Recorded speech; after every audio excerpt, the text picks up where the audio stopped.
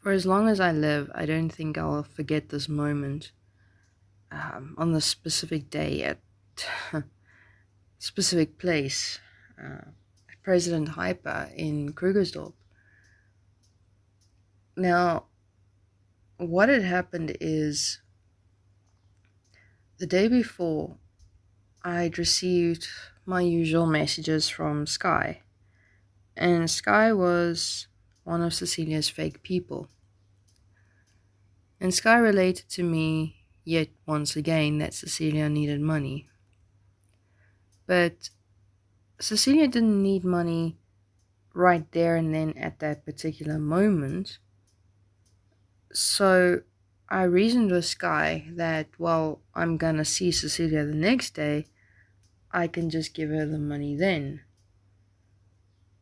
And Sky was not apparently happy with that response. She wanted me to transfer money into Cecilia's account there and then, while going between text messages. But I don't remember the full details of the scenario that Sky was relating to me of why Cecilia needed the money, because these scenarios were endless and complicated, and this one in specific was even more so complicated. And it was also exceptionally confusing to me. And always, in general, I like to understand how things are working. Sometimes I won't ask, but if something really doesn't honestly make sense to me, basically my approach is, please help me understand, because I really would like to understand. Maybe I'm seeing it wrong, So this was the predicament with Sky.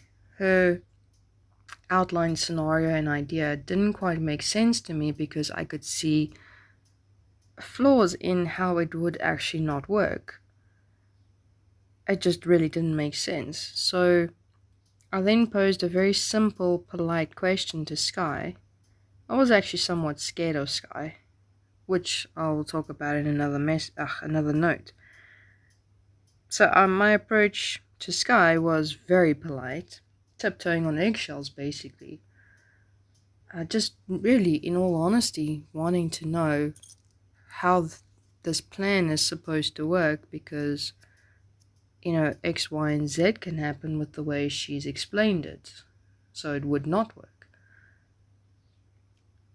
And I don't really recall Sky's response back to that, or if she even responded at all, but that actually doesn't really matter because Sky actually never existed. But what matters is what happened the very next day.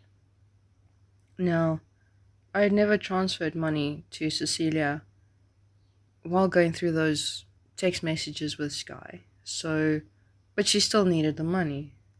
So the very next day, I saw Cecilia and she was responding exactly the same way to me as she normally did.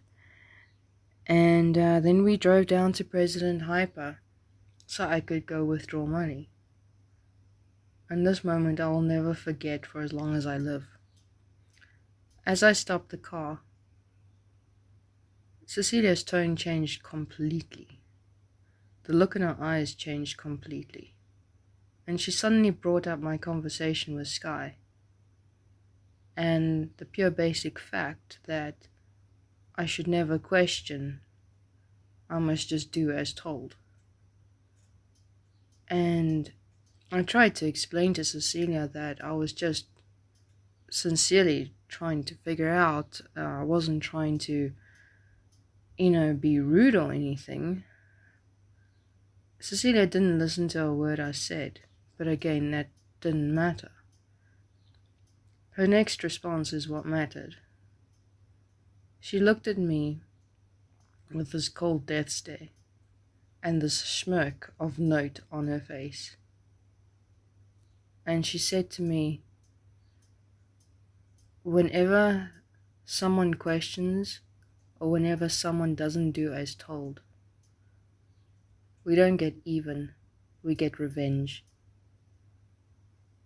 At that moment, I froze. It felt like my blood had literally turned to ice, and shivers physically ran down my spine and over my entire body. I didn't have any words. I was speechless. I was shocked. I was scared. I didn't know what to think. It was the first extreme, dramatic response I'd ever received from Cecilia. The first threat I'd received from her. Of course, at least back then, I didn't know what she was really capable of when it happened. If it happened now, I'd probably take off running. But I had no response for her, and I got out the car and I went to go and draw the money for her. My nerves were a wreck. I was shaking. And I got back into the car, still nervous and shaking. But by the time I got back into the car, Cecilia was her normal self again. Because I had obviously done as I was told.